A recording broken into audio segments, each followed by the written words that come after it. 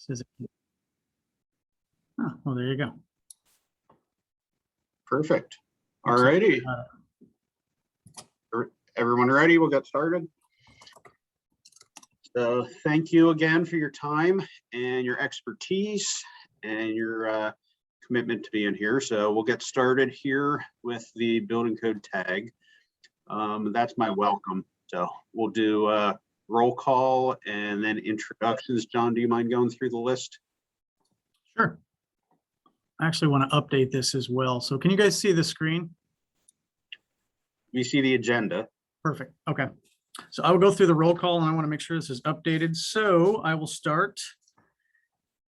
Andrew Klein. Yep, I'm here. And Charles Covano is next. So Sue Kaufman. What about Mark Sniffen? Yeah, I'm here. Hey, Mark. Sean Morning. Carlstrom. Here.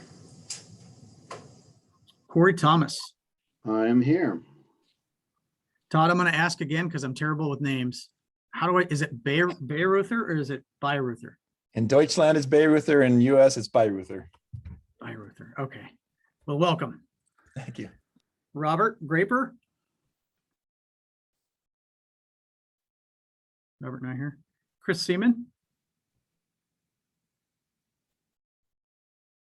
Al Spalding. Here. I saw Al.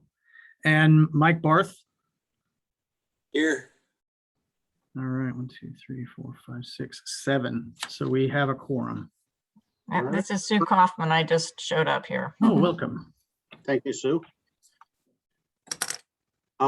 Anyone from the public want to introduce yourselves? Sure, I'll start. And John Sue, former building official for the city of Seattle, now representing the Washington Association of Building Officials Technical Code Development Committee. Thank you, John. Yes, good morning. This is Tom Young with the Northwest Concrete Masonry Association. Thank you, Tom. Carrie Sutton with the American Concrete Institute.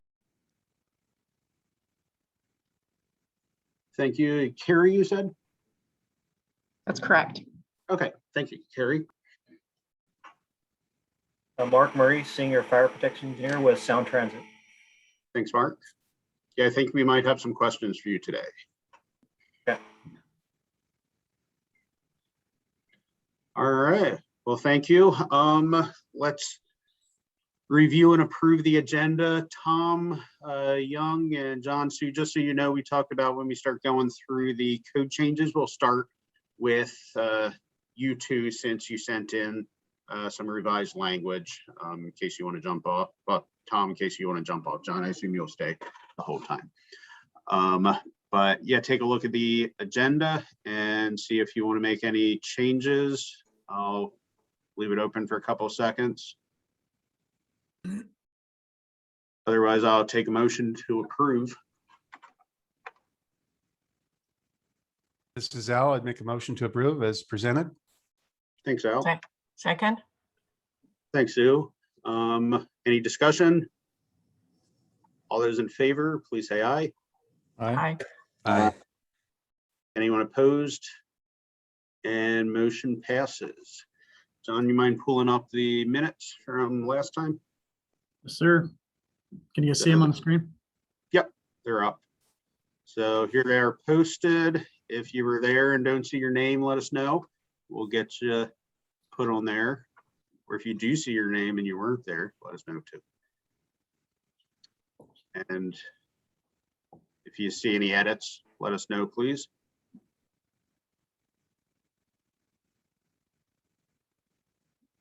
And otherwise, I'll take a motion to approve. I'll move to approve the meeting minutes. Thanks, Sue. I would second. Thank you, Al. All those in favor, please say aye. Aye. Aye. Aye. Anyone opposed? And the motion passes. So next up now are the code change proposals that we'll go through. And as I mentioned, Tom, are you ready? You want to go through your revised change first? Yes, I am, Andrew. Thank you for that opportunity to go early. I appreciate it. Yeah, of course. You're welcome. So this was a revision to our proposal. I thought we had some good discussion last week, and it kind of got me rethinking how to approach this. The problem we're having is there's some difference in terminology that's used in different documents, such as ASTM and the IBC and the Tile Council of America documents. And this is for masonry veneer, so it's not for tile, and it's only specific to mortar. So what I've done is I hopefully have clarified it. I've removed the reference to the masonry standard because of that conflict in terminology. And it really makes it a simpler change, and I think a better change. What we're really trying to do is make sure to kind of review again quickly, to make sure that that bond coat, when we're bonding that masonry unit to whatever the substrate is, most times it's a mortared system, sometimes it could be a backer board, that we have high shear bond values. Right now, you can use type N or S mortar for that application. Mentioned you're looking at maybe 50 PSI as opposed to 200 to 400 PSI with some of these modified mortars that meet the ANSI 118.4, 118.15. And when we see failures in adhered veneer, it is in that bond coat is where the failures are at. So we're trying to get ahead of this. As I mentioned, the masonry standard will likely adopt the same or similar provision the next cycle, but that would take us to the 2024 code. So the reason for bringing it up. So I've modified the language. Again, I hopefully have made it simpler and clear. I also added the cost information that was requested. And we think from a cost standpoint, there could be a savings, but the material itself costs about 5 cents more per square foot. We got to looking at the details of that for the material alone. But as we mentioned last time, and John Gallup was with me from one of the tile companies, but there's good labor savings in using the materials that comply with the ANSI documents. So if anything, it's a cost neutral, but those are the numbers that we're looking at there. And I did one last thing I did, if we go back to the language of the change, the words latex and Portland are now removed from those ANSI standards, and they're just called modified dry set mortars. So I thought, let's get that changed at the same time. If you look at 118.4 or 118.15, you will not see the word latex or Portland any longer. This was a recent change where they're all now called anything other than type S mortar is a modified dry set cement mortar. So I thought a good time to catch that as well. So any questions?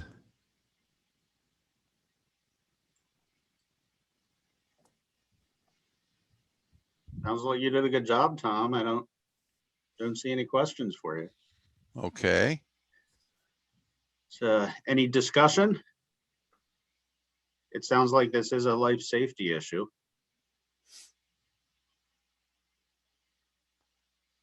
Yeah, I think it's real important to get this updated.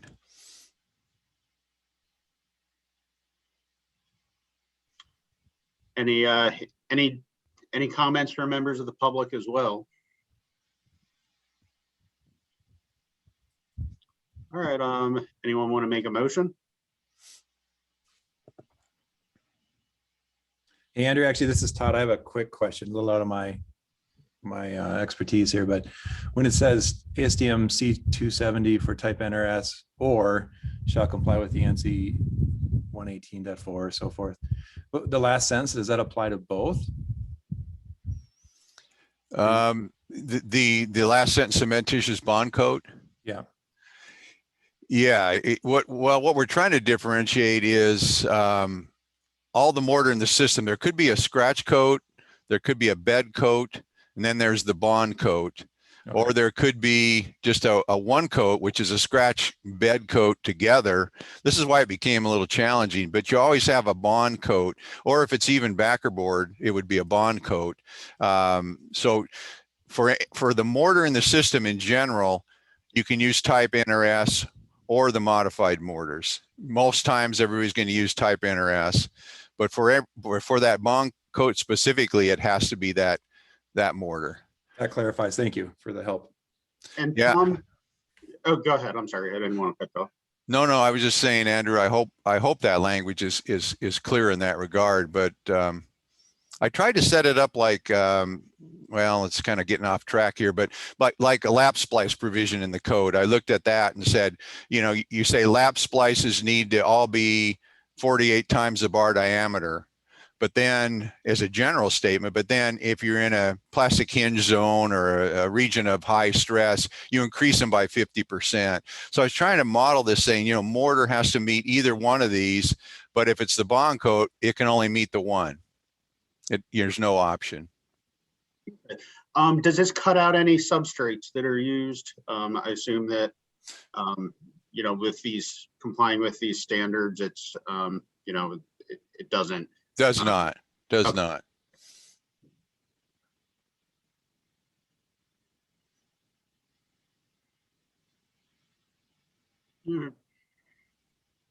Any other questions or motions? This is Mark. I just wanted to say I think it clarifies that a lot better than the last version. Yeah, thank you, Mark. I think you gave us some comments last time, and I think it improved it. So I appreciate that. Yeah, thank you, Tom, for working on that, bringing it back. All right, anyone want to make a motion? It seems to be good, precise code language as well. Andrew, I have one more question. This is Todd. There's no situation here where it deserves its own subsection. It's appropriate in underneath the current 2103.2.4 only. Yes. Yeah. I was thinking, Todd, you were maybe saying you could maybe make it 2103.2.4.1, but looking at other code language where there's kind of a charging statement overall, and then in the specific situation that you may be in, you have to do this. Usually it's all combined into one section. Okay, that makes sense. Thank you. And there's always a cementitious bond coat? Yes. Okay. Yes, there always is. Sometimes it's called a setting bed. And that's where we got into that. If you look at my last proposal, I was trying to use a little different terminology, but then setting bed is different in some applications in tile work. So again, we got to remember this is for masonry veneer, these are mostly the cultured stone and the artificial stone products you see a lot. Could be a thin brick, something like that. Could be a larger format masonry unit as well, but it's usually the either thin materials or the cultured stone type concrete products that look like stone. Andrew, if I can just throw in here, it's a pity the state doesn't do its own commentary. This discussion here would be really useful to go forward as part of the reason statement or something like that. But maybe not even there, but as information to the next level up in the full committee. Todd's questions are really good. I mean, is there some way we can document the intent at least? Because I think Tom's right. It's written appropriately for the code, but some of these questions kind of come up. And I don't know if there's some way that you could recommend a quick an interpretation to go along with this or something like that. That would be helpful to kind of explain some of this stuff. Just clarify for the building officials and folks. What are your thoughts?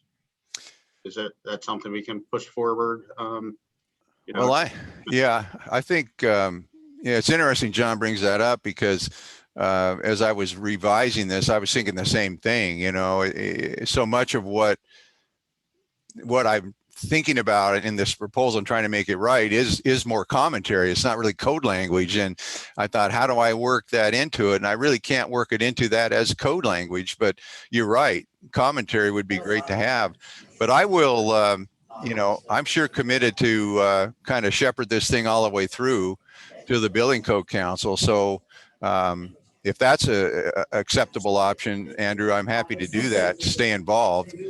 And at whatever levels, the next levels up, answer any questions. Yeah, if you don't mind writing up whatever you think, a couple paragraphs. I can do that. You know, just when we send, assuming it gets sent on, when we do send it on, you know, it's the documentation. John, is that an appropriate way to move a code change forward? Yeah, with the, actually, Stoyan, are you here? You still here? Yeah, I was gonna address that. For this code adoption cycle, we are trying to provide a little bit more details in the rationale, because so far in the past we don't have any rationale for the you know, the code proposal. So we can keep all these comments, or if Tom provides something else, we can keep all those in the rationale. It won't be part of the code, but it will be part of the rulemaking documents, and then everybody can look it up. It's just an idea that I'm trying to implement, and I don't know if I will succeed, but I want to do it. Okay. Yeah, Tom, if you don't mind just writing some stuff up, and we'll attach it to this, or we'll Okay. modify the rationale as. Okay. So, thank you. Sure. I had one question for Tom. Tom, I noticed that while you struck latex, modify the word latex in your code language, in your explanation under section 5, you still leave latex in. Yes, I actually didn't go down and change section 5. Maybe I should have done that. That was as originally submitted. And when I was working on the revision and actually pulled out 118.4, 118.15, I saw that those titles had changed.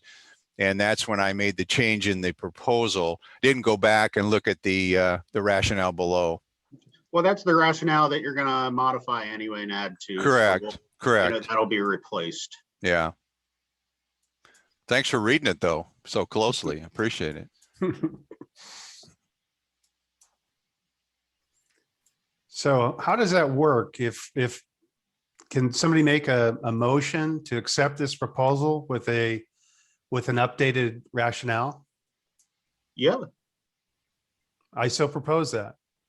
Okay, so Al made the motion to accept this, you know, and that the rationale will be modified and updated just so that there's a public record of some of the questions that were discussed. And just to be certain, Tom, you're okay providing an updated rationale? Yes, I am. Perfect. Okay, do we have a second? Second. Thank you, Sue. Any discussion? All those in favor, please say aye. Aye. Aye. All those opposed? And motion passes. So Tom, you're welcome to stay on the whole time. I just wanted to get you done in case you had other stuff to do. All right. Thank you. You're Appreciate it. welcome. So John, you had some changes too that you emailed to us. So we'll bring those up now. Okay. And then after that, we'll go through an order unless anyone has time constraints and they'd like to bring theirs up to the front. Just let me know. We're pretty flexible. So Okay. John, the floor is yours. Thank you. Thank you, committee, for your attention to this. This is an updated proposal that's based on a public comment we're submitting to the ICC process for this fall's hearing. We got a lot of comments during the committee action hearings in April, and we worked with some of the opponents to get this right. We think we have it right. I will say that, again, the public comment at the ICC is the basis for this. However, there are some significant differences here. So I think, I don't know how many of you read the previous proposal, our original submittal. This is intended to completely replace that. So while some of the rationale in that may still work, the idea is that you're looking at something that's brand new. The main difference between this and what we are submitting to ICC is that we are applying this to all lofts, not just sleeping lofts. So if that question comes up, I just want to make sure we've addressed that up front here.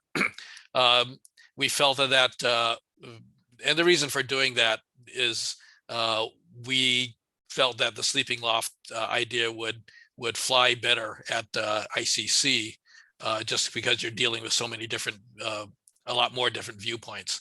We believe, however, as a committee, that we really want to apply these to all lofts, not just sleeping lofts. So this is written to address all lofts. This is based on, for those of you who may not remember from the last one, this is based on, started off with the idea of taking the appendix from the IRC on lofts. And what we did then we took that, remember, and moved it into the body of the IRC in the last cycle. Now we're trying to take that and apply that. Well, it's good enough for single family townhouses. Why not apply that to all our occupancies? So what we've done here is put it in the section that is clearly scoped to our occupancies. We're keeping this, and a lot of the language does scope it to that. So you can't use this in one of the questions that got raised was about, what about I2s? They have sleeping units. Well, this doesn't apply there because this is only for our occupancies. We allow the essential process for this section here now in 420, where we put it, is that you comply with the code for everything except as we've noted here in this section. So these are sort of modifications to other pieces. What we've done, again, just trying to address some of the issues. Do we want to go, Andrew, how much in detail do we want me to go into on this? No, I think that's fine. Just an overview there, and then I know there'll be questions, so you can answer those as they come up. Yeah, and again, this is something that we were seeing in Seattle quite a number of years ago in the micro housing market. We would get these very small sleeping units, less than 120 square feet or around 120 square feet, and they'd want to utilize the space on top of the bathroom. They'd have a high ceiling enough where they might be able to squeeze some sleeping area in there. And so that's where we started seeing these. My understanding is Tacoma is seeing these as well. We've seen these for dorms at some of the local colleges. So we believe that this is something that we do need to address right now. Obviously, there's no regulations in there, so we can't really address it except as a full mezzanine. We believe that this is less restrictive than a full mezzanine. There are some things that might be slightly more restrictive. The only thing I can think of off the top of my head is we're requiring a smoke detector in each of these spaces. John, these size, we're limited to 70 square feet on this, correct? That's correct. Okay, yeah, that's much more limited. Okay, yes, that is a limit, but the idea is that these are small. I mean, you don't want to have something that looks like habitable space and being able to avoid all the habitable space dimensions. So that's why that's the key thing. Yeah, you are correct. This is more restrictive in that way. Once you get over the 70 square feet or you have a high enough ceiling height, then we're saying, sorry, you got to comply with the code. Full code requirements. Yeah. Yeah. You know what? I'd love to see, this is off topic, but if you wanted to work on it, I'd love to see the mezzanine requirements for R2 loosened, so we can have enclosed rooms, bathrooms, without that adding the extra story. That'd be nice to see. But yeah. Separate topic. So again, let me go quickly, a little bit that might be a question, well, two questions that I think might come up. Let me see if I can address them off the top here. John, or whoever's controlling the screen, if you could scroll back up to 1015.3. That one there. And then scroll down just a hair to where our change is. The exception 4. Okay, this is one again being one of the big ones. So if you have a loft and we allow ceiling heights down to 3 feet in these sleeping lofts. But if you, in those areas where you have a ceiling height of 7 feet or less, we're allowing the guards to be much shorter than normal. And in fact, what we are proposing here is that you take half of the ceiling height. So from the floor to the ceiling, you take half that height. That's how high your guard has to be. So if you're in a 3-foot loft, you have to have an 18-inch guard. Some people may consider that to be fairly controversial. We felt that, for one thing, if you didn't allow any, you could say, okay, we're going to require at least 36 inches or cover, which would then cover the space, right? You'd have basically be building a cage. And we felt that that would not allow for things like, how do you get a mattress up there and things like that? So we felt that allowing a half height would allow that. We'd also felt that, I looked at a piece of commercial furniture that I bought, and you buy a bunk bed and the guard is like 14 inches high on that. So heck, if 14 inches is good enough to sell for bunk beds, we felt that the 18-inch would be fine, keep people from rolling out of bed on in these lofts. So that's one of the big ones. The other one is let's see now, where was I go? Oh, the ladders and things. So if you scroll up a little further, please, to the ladder. Let's go up to ladders. Just start with there. There's 3. Keep going up. Sorry. It's like 10, 11. There we go. Ladders. Okay. No, sorry. I'm sorry. If you could go up to the 420 and keep going. This is good. Yeah. Let's start with there. So the alternating tread, the ship's ladders, and the ladders. We are limiting those to 10 feet height. There was some real concern expressed by one of the opponents at the national level that about having kids up in these lofts and having a ladder or these alternating tread devices for unlimited height. So we picked 10 feet. For one thing, it's consistent with requiring 7 feet below the mezzanine, which is one of the things we've changed. And it's consistent with, it's consistent with being able to put your loft on top of a bathroom. Again, allowing for you could have full ceiling height below the loft and things like that. It gives you some ability and allow for the framing and things like that. But puts a cap on how far above the floor these things can be. I think those are the major things that we've done here. Thank you, John. I have a comment, John.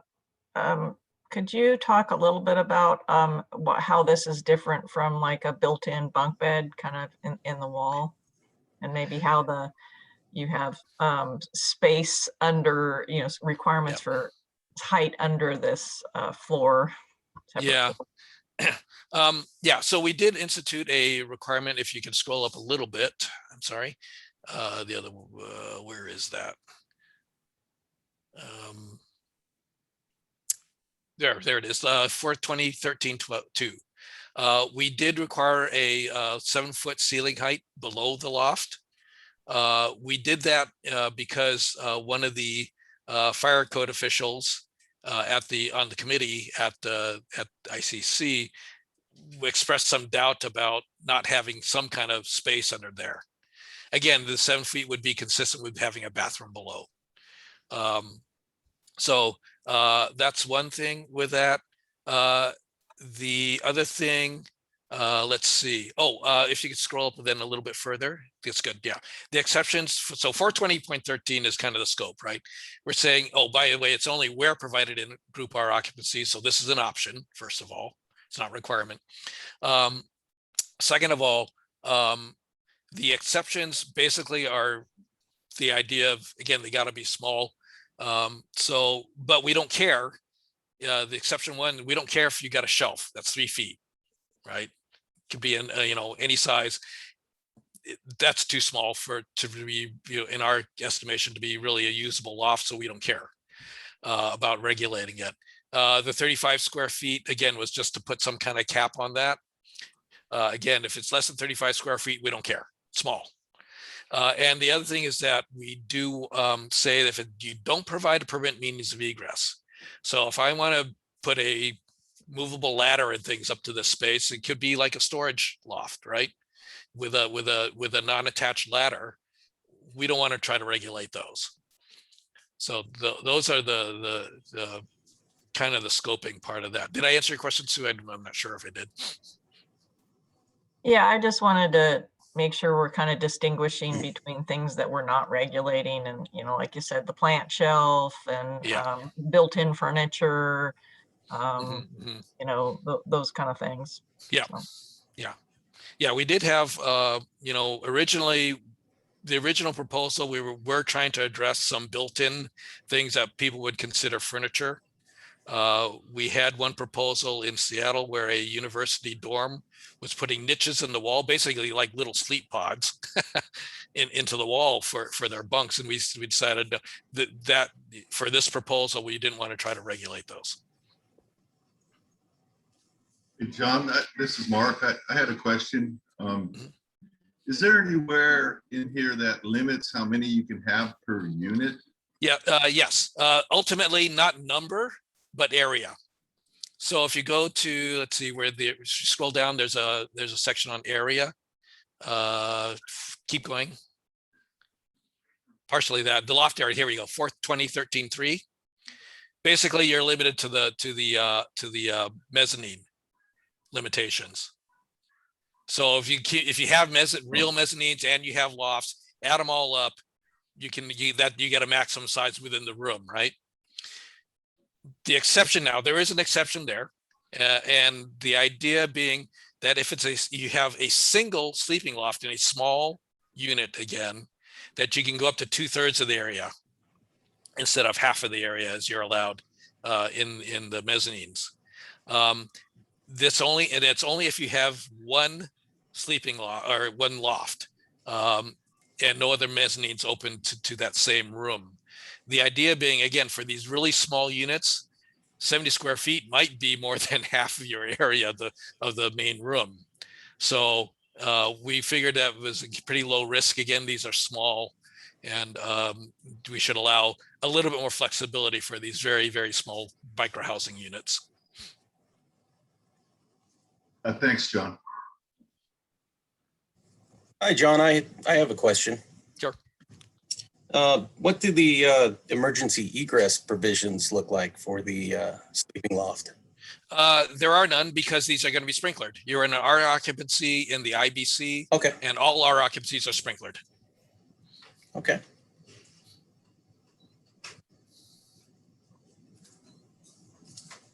And we are hoping that this, by requiring the smoke alarm, will certainly help that. Yeah. Thank you. John, this is Todd. Yes, Todd. Thank you for this. So it adds a definition in chapter 2. What if something that is loft-like that is, I see in the definition, there's nothing about occupied space below. Is that correct or incorrect? So I mean, the question is, what is something that might be 6 feet above the ground? It basically becomes unregulated. Unregulated, yeah. Okay. Yeah, it's the sleeping niches that I was talking about before. Those they had them down to like 3 feet above the floor. That's kind of, well, yeah. We're not going to regulate those. Yeah. They're not regulated now either, by the way. Right. John, yeah. John, this is Al. did you really mean it to say an space or a space? Where, sorry? In the definition of loft, it says an space. Oh, Or I'm should- sorry. Yes, should- right. Should be a space. Sorry, typo. We Okay, used to have another word in there. Where? I can fix it. Where's that? at? Very beginning, the loft, it says Oh, I and see. space, should be a space. Thanks, Al. Usually that's where I come in. I get picky about those things. This happens when you work with us too much. You think you're saying what you aren't.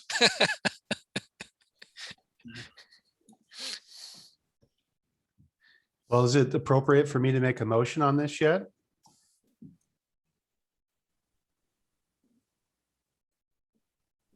Andrew? Of course, sorry, I had to get my screen back up. Let me ask just one more time if there are any comments from the public. So yeah, go ahead, make a motion. I'd move that this proposal be accepted with the correction as noted. Thank you, Al. Do we have a second? Second. Thanks, Todd and Sue. I think it was you two. Any further discussion? Yes, I'd like to say something. Yeah, So- go ahead. So with the emergency egress, locally, we're not requiring sprinkler systems in the R3 occupancies. So is there any way we could have some other emergency egress language added in that case? Or what would we do here? So you're talking about R3s that would fall into the building code, correct? A fairly limited number. Let's see. We did think about that at one point, but again, in these the apartment buildings we're seeing, that's where we're actually seeing these. It's pretty rare to see these in single families that are, again, going to be your basically four stories, right? But even Okay. if that's the case, we would need to sprinkler. Are there? Oh, true. Okay. Because it's the IBC. Okay. Anytime you're under I guess that's a question. Do you I gotcha. amend the IBC to take sprinklers out for R3s? Because under the I IRC, don't there's think a whole so. set of, there's a sleeping loft provisions of the IRC right now. Gotcha. Okay. Any other questions? So we've got a motion to approve this with that one little change, take the N out. All those in favor, please say aye. Aye. Aye. And all those opposed? And motion passes. Thank you. Thank you, John. All right, so from here, we'll go in order. Like I said, if anyone has an issue that they want to hear sooner because they've got to jump off, just let me know. But we'll just go through an order now of what we have left. Let's see, 65. Guess we can do 60, 66 and 67. Those are sound transit. Sound transit. 50 John 57 was left Oh, the yes. last time, so I hope we won't forget it again. Yeah. That's yours too, right? Well, my name is there, but it wasn't really mine. Okay. All right, well, we can do that one. Let's see, 50. 57 is the one that was already in the code, and we decided to move it in the body of the code. It was in chapter 1. Oh, yeah, yeah. So it's the same language, it just the definitions were relocated to chapter 2, and the code language was relocated to chapter 4, section 430. But everything else is the same. All right. Any questions on that discussion? Andrew, this is Ray. I have a quick question. Did you guys say you were going to do sound transit? It broke up for a second.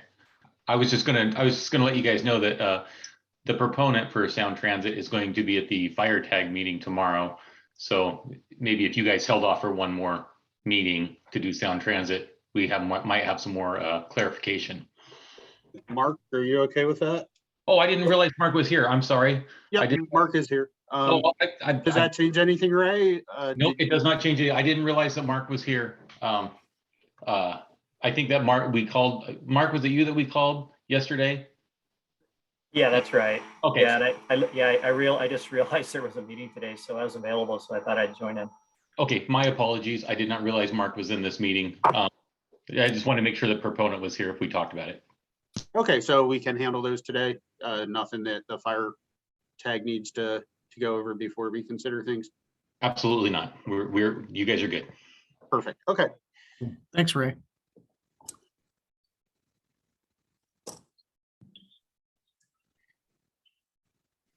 All right.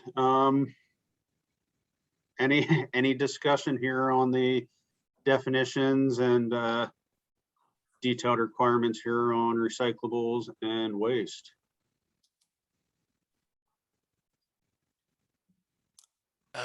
Just a question on language, if I may.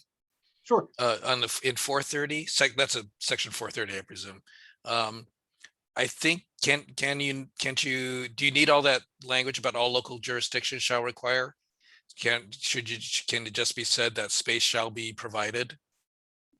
Space shall be provided for the storage of recycled material, compost, solid waste for all new buildings. Yeah, we can. That's probably cleaner language. Exception, group R3 and group U, the storage area shall be designed to meet the needs of the occupancy, efficiency of pickup, and shall be available to occupants and haulers. Yeah. So John, what you're saying is don't delete the space part, the S in space. Yeah. Well, you got to capitalize it, but yeah. Yeah. So the language is how it appears in the code now, and I don't have the background of that. I don't know why the local jurisdictions are there. Just copy paste. If it's going to be in the if it's going to be in the body of the code, I don't think you need to say that, right? Yeah, I agree with you, John.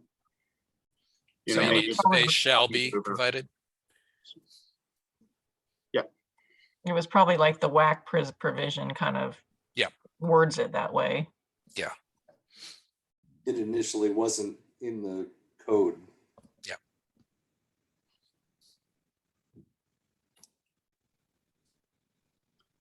So any other comments, questions? So down below, do we need shall, the second shall? Just grammar. What would you propose? Just striking the second shall. Is that appropriate grammar?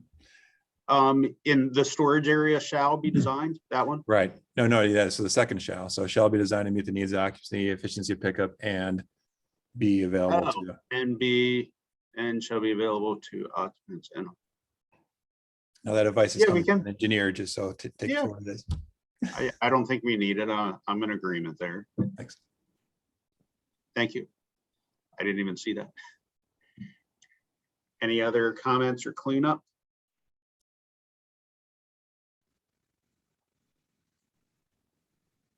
All right. Anyone want to make a motion? I'll make a motion to forward this proposal to full committee. I think it's a good change, and we are finally putting it in the code, so all jurisdictions will be aware that it's a requirement. So. Perfect. Thank you, Sue. Any seconds? I'll second it. It's Mike. Thank you, Mike. Any discussion? All those in favor, please say aye. Aye. Aye. And all those opposed? Motion passes. So now we're up to, what's next, 57? Or, 57 is what we just did. Yeah, that was 60, I think 66, is that right? Is that next? Tabled, yeah, those two were tabled. So 66 and 67. Yep. Yep, that's right. Okay, so we'll do those. Nice.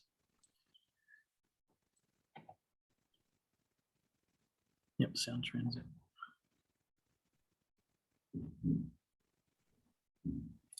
There we go.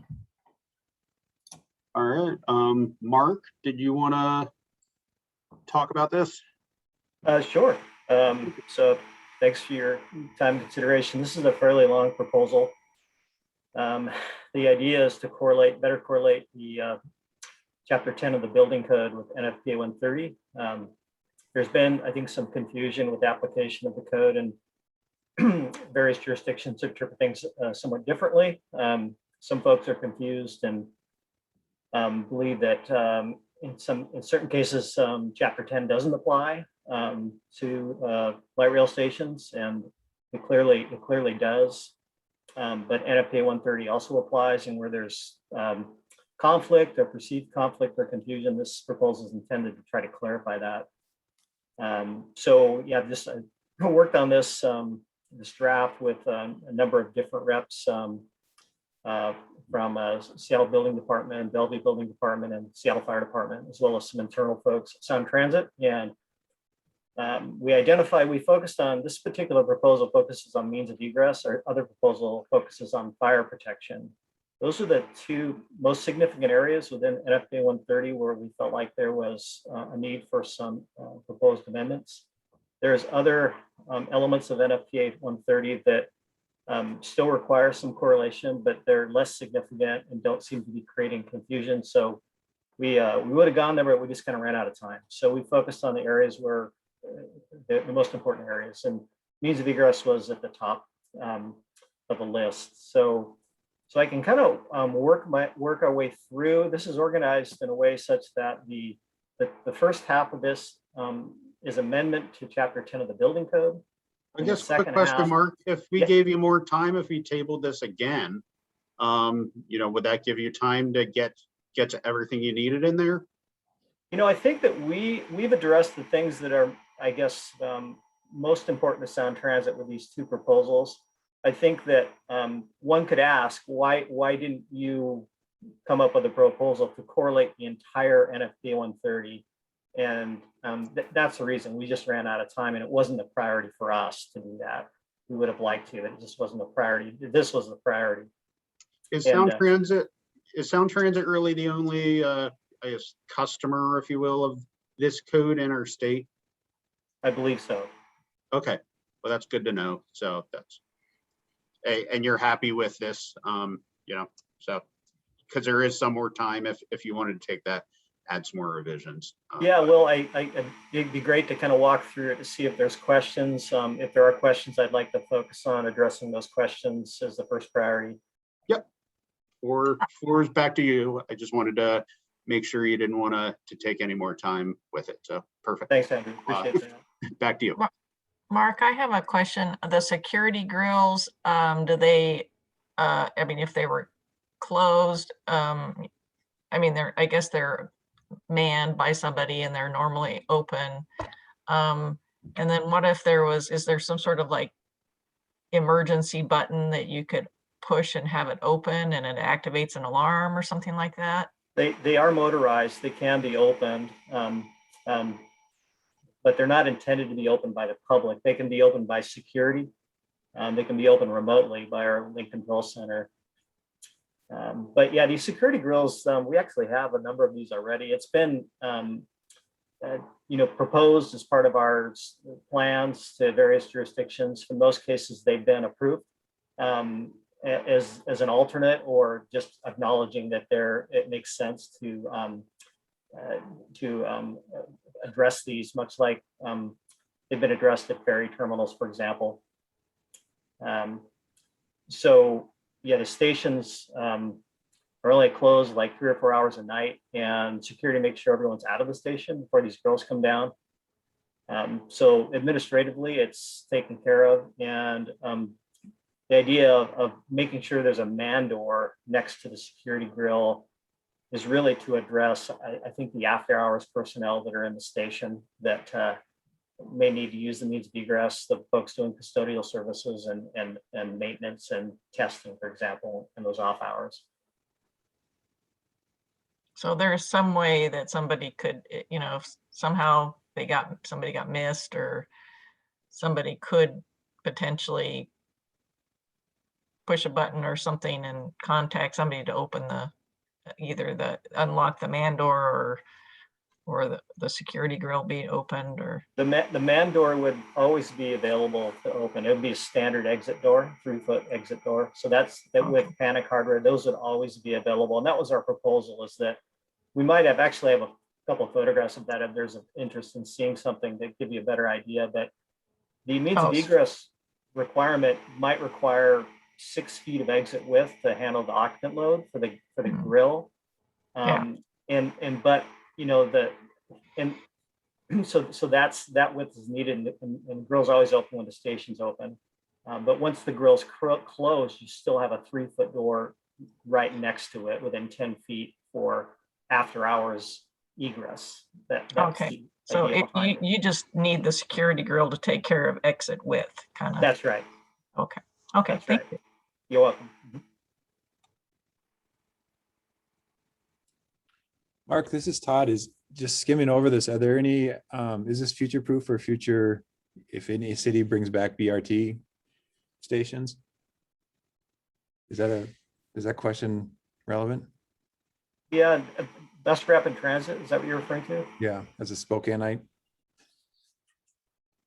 Yeah, I don't believe NFPA 130 regulates bus rapid transit stations. This is a fixed light rail standard only.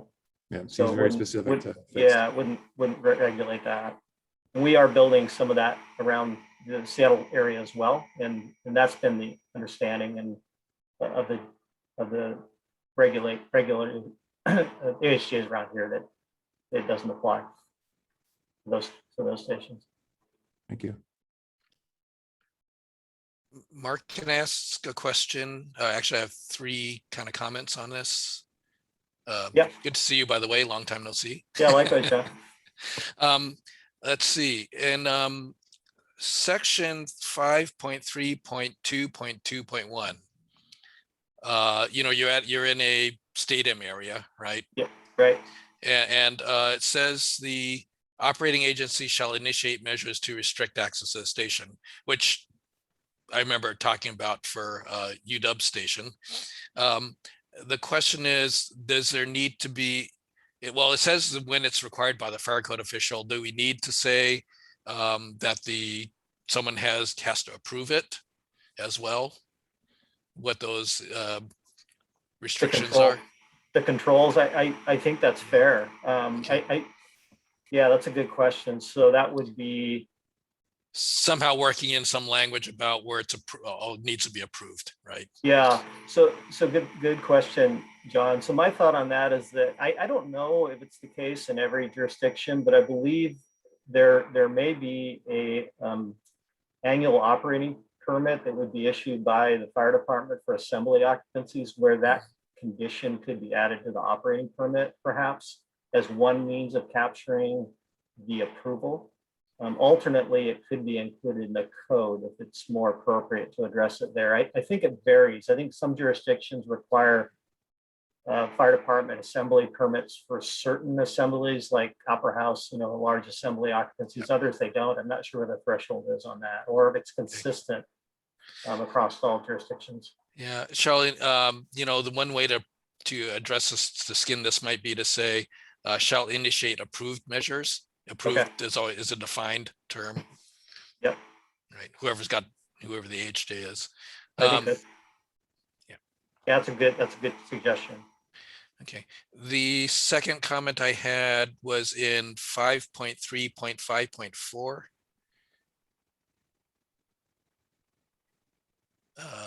Scroll just a hair. Okay, you good? Yeah. The very last section phrase in there says except as permitted by 5355, but we're deleting 5355. So presumably we can get rid of the except. We need to drop that. That's a really good catch. In fact, I caught that on the corresponding proposal for the fire code change, but I forgot to get it on this one. Yeah. So, John, I think that would be deleting the words except as permitted by 5355. Editorial thing, not a big deal. The other question I have is when you start using escalators as exits, right? Instead of stairs. And this is just, you know, based on my personal experience. Let's see. Is there some kind of, is there in the escalator code some kind of requirement that when you power it down, you know, stop, emergency, whatever, that there's some braking mechanism that locks it in place? And this is because I have personal experience, like I said, down in Pioneer Square Station, where if you get in, there were a couple times when the escalator broke, and people were walking up the escalator to get out of the station, and you get enough people on there, and it started freewheeling backwards. Yeah. So is there some requirement for that somewhere? Because You you know, do so- list some other requirements for that. That's a good question. I know there's a number of conditions that you have to meet to be able to use escalators, and I'm not familiar with it locking in place. I understand that Labor and Industries also has a say on whether or not you can actually stop an elevator or an escalator in a occupied station. I've heard, and this is something I need to confirm, is whether or not it's possible to actually stop an escalator that's in service. Because I think the concern is that if people are on it, you stop it abruptly without them an advance warning, it can, you know, cause a problem. And I think there's language in the standard in the new NFPA 130 that's coming out, maybe this 2017 as well, that addresses a number of those issues where I think there's a warning enunciation, and then it slows down gradually rather than abruptly. And then I assume that locking in place would be part of that, but I'm not sure about it. So all of those things would be required by NFPA 130 to be able to use escalators, but also Labor and Industries approval to actually stop the escalators. Right now, our understanding is that we cannot start or stop escalators when the station is occupied. We have to do it after hours so that there's no chance of anyone being affected by that, which would limit the use of escalators to those that are going in the direction of egress, right? Otherwise, you're going to be fighting the escalator coming down. So there's some real limitations of use of escalators for means of egress. Sound Transit hasn't done it to date on any of our stations. There's one that's planned for Federal Way, where I think one escalator is going to be used because of a width issue. And there's nothing else is planned that I know of. We thought it'd be good to include this just in case there's a need for it in the future, but I don't expect it to be common. But I think these are good questions that I can look into a bit further and find out more about them. Thanks, Mark. John Sue, this is Todd, back to your original question, first question. Did you propose a change that didn't get captured here? I don't know, did we insert where was that? Let me pull up my version here.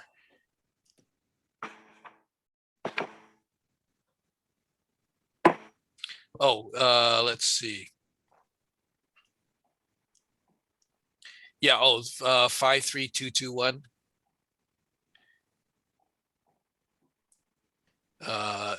The operating agency shall initiate approved measures. That was a suggestion. I don't know if how much Mark wants to buy into that immediately without thinking about it. You know, I'm comfortable with that, John. Let's go ahead and add it. Just like that. Yes. Okay.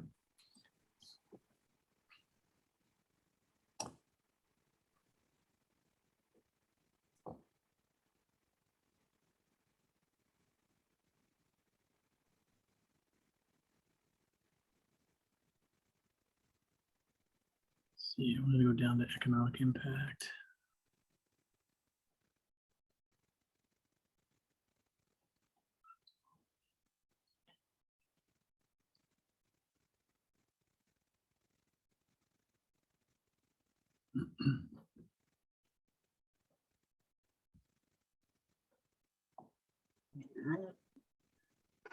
Any more questions for Mark?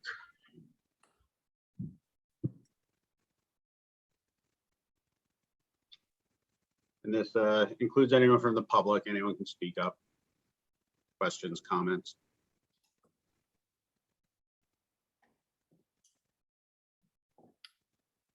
Would anyone like to make a motion?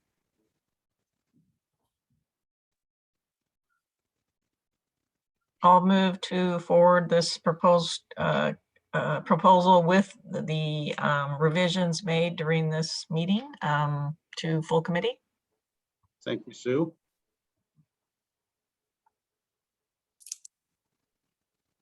This is Todd. I'll second. Thanks, Todd. Any further discussion? All those in favor, please say aye. Aye. Aye. All those opposed? And the motion passes. Thank you. Thank you, Mark.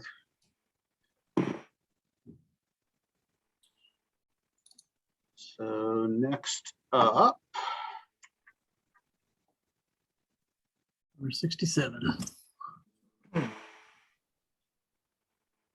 67. Okay, Mark, did you want to go over anything there as well? Just a quick intro. So this proposal is intended to, again, correlate the two codes and provide clarity with respect to fire protection in stations. And I think it's fairly clear that fire protection is required for enclosed stations, which are tunnel stations. Where it has been a bit unclear is whether or not fire protection is required for at grade or above elevated aerial stations. And so this is intended to clarify that. And it again adds some language to the building code, which then points to NFPA 130 to provide more specific direction relative to transit stations.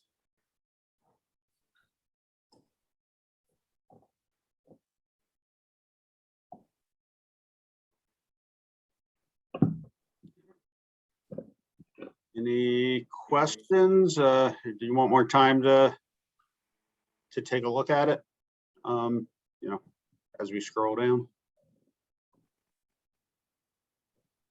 And if it's helpful, I can walk through this to orientate people a little bit more of that if that's needed. I think it's pretty self. Does anyone want more walkthrough, or is it pretty self-explanatory? All right, Mark, I guess we'll just keep you on standby unless people have questions.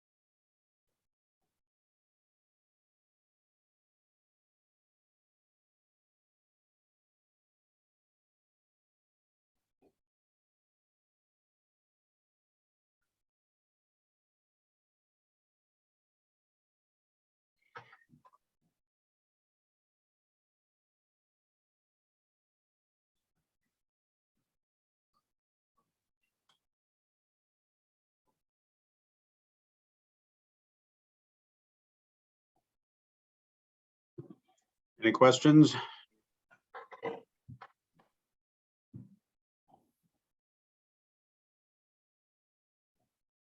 Any motions?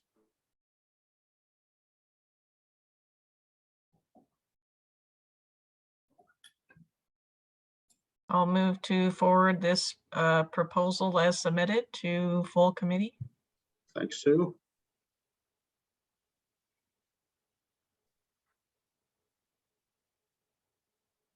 Any seconds? Todd? Yep, You're this is second? Todd. I'll second. Thanks. Okay. Thanks, Todd. All those in favor, please say aye. Aye. I, Okay, sorry. Any discussion also? Doesn't sound like it. So yeah, we took the ayes. Anyone opposed, please say nay. And motion passes. Mark, thank you so much. Thank you. Appreciate your time. So next up, let's see, we did lofts already, 74. So next up's 83, looks like. See, I think we did 83. Let's see, I'll pull it up. Yeah, I think we have a revision. Yeah, I think we did 83. Let me double check. Okay. Yeah, on your sheet, it shows accepted. Yeah. yeah, looks like 83 and 84 were both passed Yep. last meeting. Yeah, we got those. So it looks like Okay. the next one would be, we're in the 143. Perfect. All righty. Pull that one up.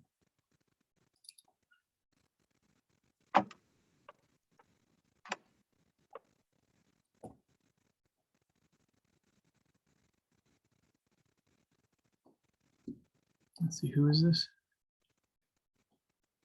This was Eric Vandermeer.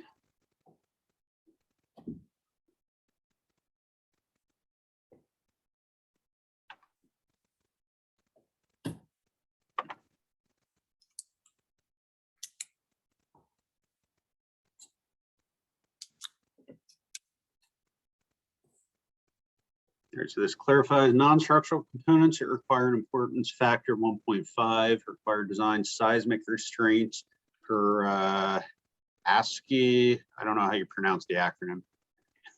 Probably ASCII. 7 need to be identified on permit drawing sets. These may be mechanical, electrical components such as smoke control systems, stairways, emergency generators, etc. You want to scroll back up, John, please?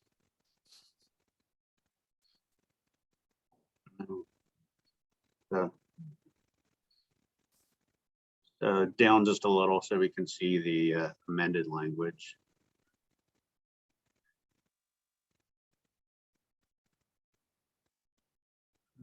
Active. So seismic design category. Any discussion? This is John. I'll answer your first question. There is no, you don't, there is no way to pronounce the the acronym. It's just ASCE 7. Oh, okay. It's not like ASTRAE or like No. Okay. No. Well, thank you. But the other thing is, what this is requiring again is that it looks like the initial permit drawing. So your structural drawings, that someone's going to have to decide which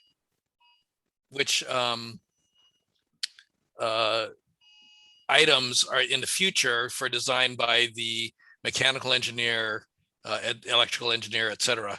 Have to be designed. The supports will have to be designed for an importance factor, a higher. And generally, it's hospitals, but could be other components, as he says, like smoke control and things like that.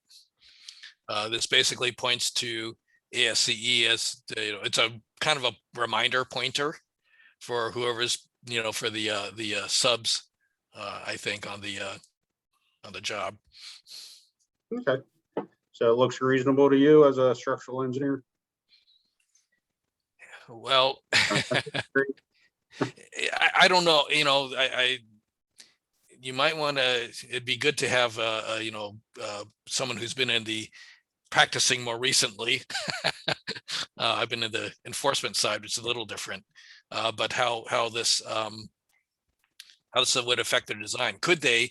Can they list those components?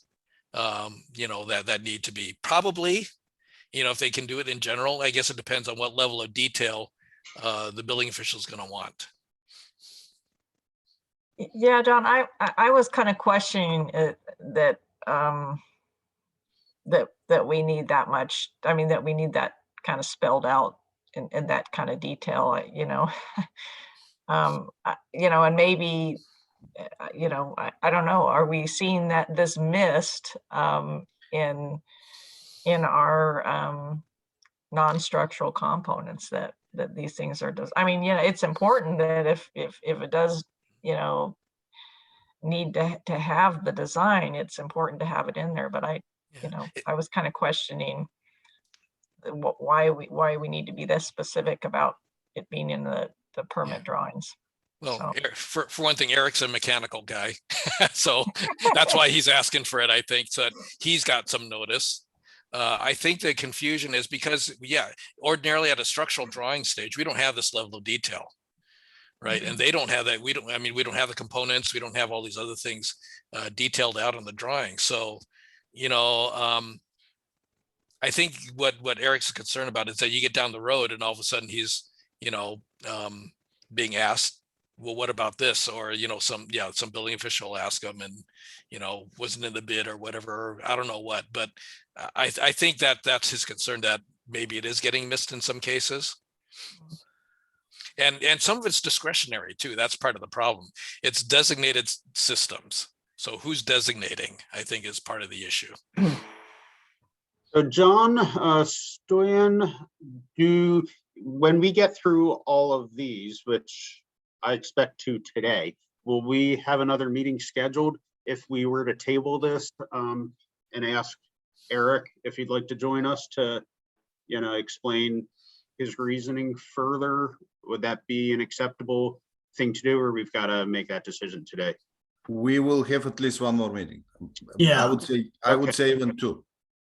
Out of respect for Eric, I would suggest that we table this, you know, just so that he has a chance to, you know, make his statement. But you know, that's just, you know, professional courtesy. That's my suggestion. But let's continue to discuss if anyone has comments or questions. Yeah, this is Mark from Sound Transit.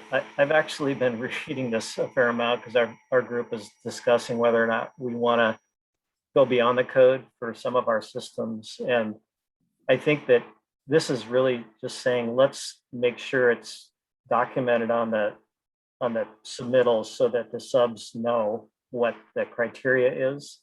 Actually documenting what the importance factor is for components on the cover sheet of the drawings and the submittals is the best practice in California, from what I've learned from my review, where this is much more on everyone's mind.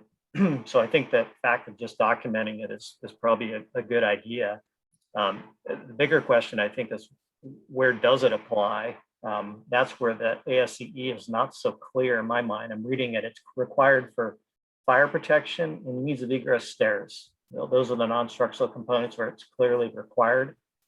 For smoke control, it's not clearly required. It seems like that would be up to the owner as a choice rather than a code requirement. But that's a whole nother question. Hopefully that's a little helpful. Mark? Hey, I just had an editorial comment. There's an extra of after the words importance factor in number 1. It needs to be, the first one should be deleted.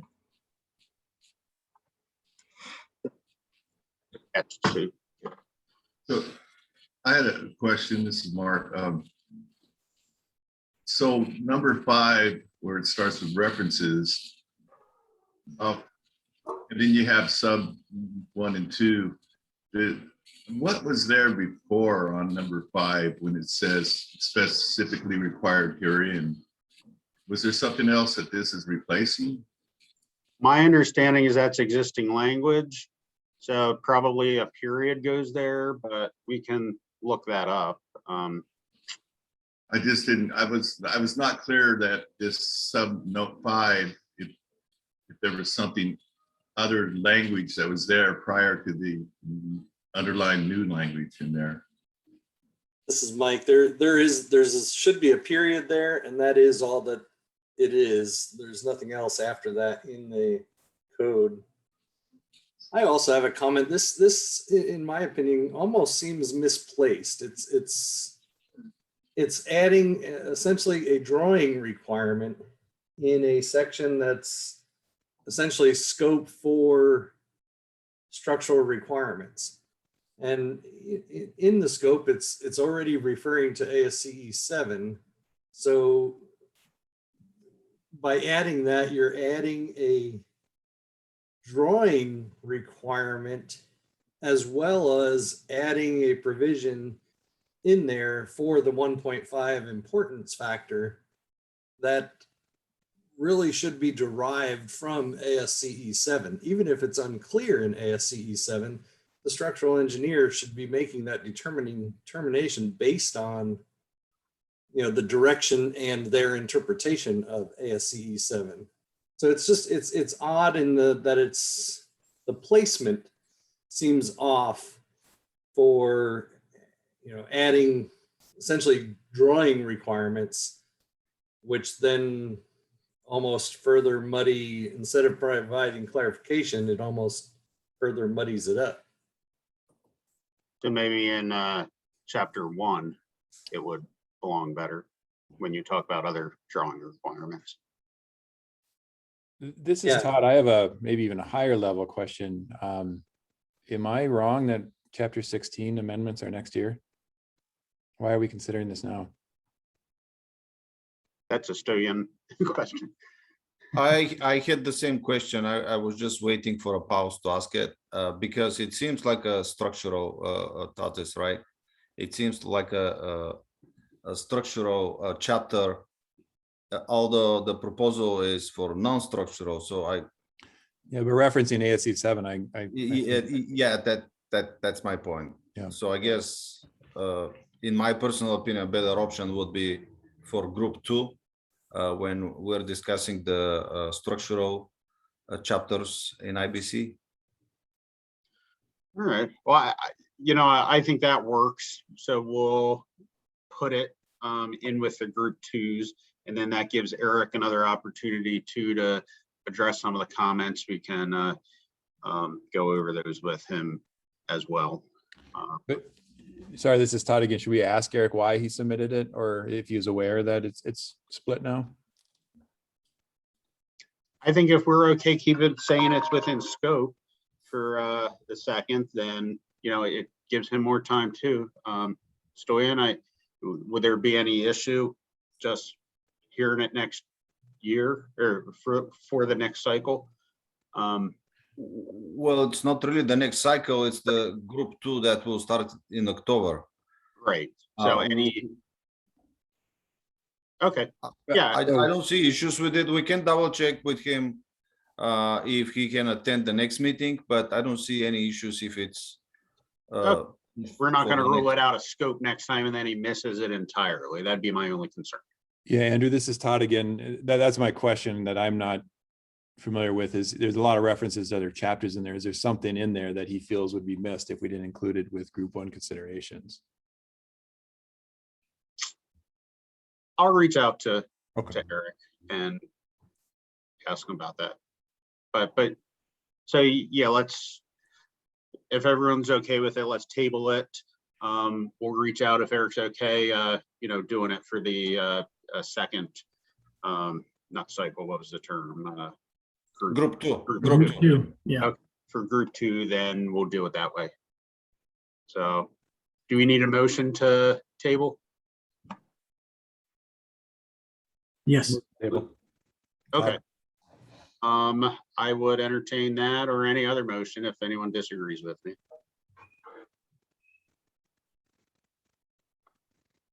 I'll move to table this co-proposal. Thanks, I would, Sue. I'll second.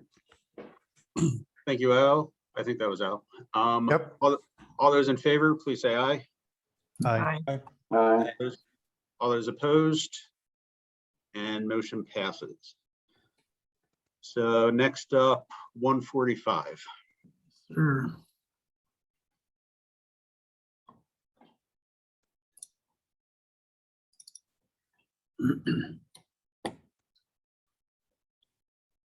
Lee Krantz. So I don't see Micah here to go over this, but I think we've talked about this quite a few times. I think, yeah, already, so, this is the same one that was discussed during the first meeting. yeah. Yeah. And this is Mike Barth. This one, it's like we were so close, I think, at that first meeting with all the discussion about essentially this being the one with the 9 and 10 added in, which, you know, seemed to help the proposal. So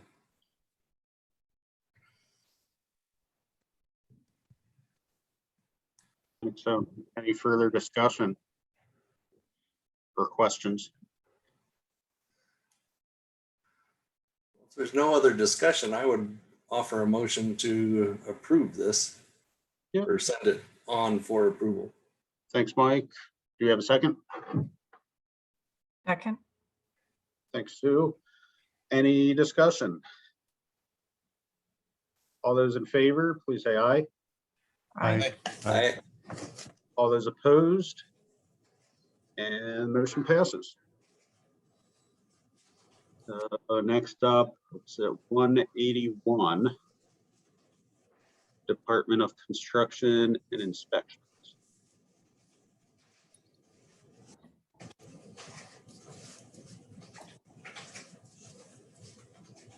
Micah.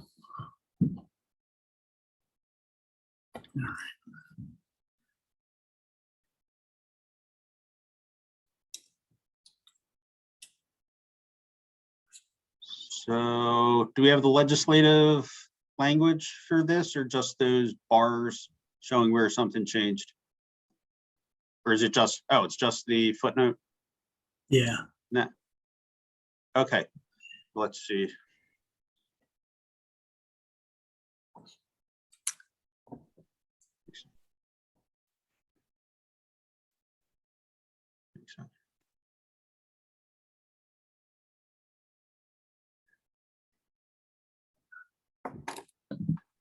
Extra. Three. And then can you scroll up to footnote J on the first table so I can see that again? The mix exterior firewall rating shall be this R3 and U. Okay, seems reasonable enough. And he added that J up to the top J. Perfect. Okay. Any discussion or questions?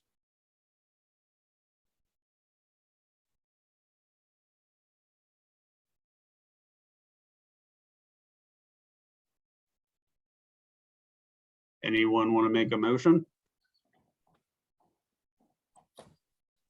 I'll move to approve the proposal as submitted, forward to full committee. I've got. Okay. Thank you. Thank you. I probably have some big ones back here on my desk. Any seconds? This is Todd, I second. All those in favor, please say aye. Aye. And anyone opposed? And the motion passes.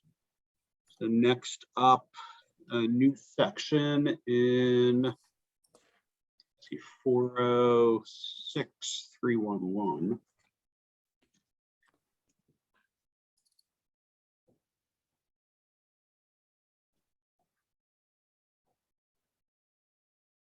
When the main occupancy of a mixed group occupancy containing R3, the exterior wall protection allowable opening area for the group U private garage shall be as required for R3. So this goes along with what we just did. It looks like, only it also adds 40633. Is that correct? You want to scroll down a little more, John? For special requirements for group U occupancies. Oh, so I guess it's one or the other. So how do you like it better? Do you like what we just did, or do you like it this way, where it's a separate subsection. I see.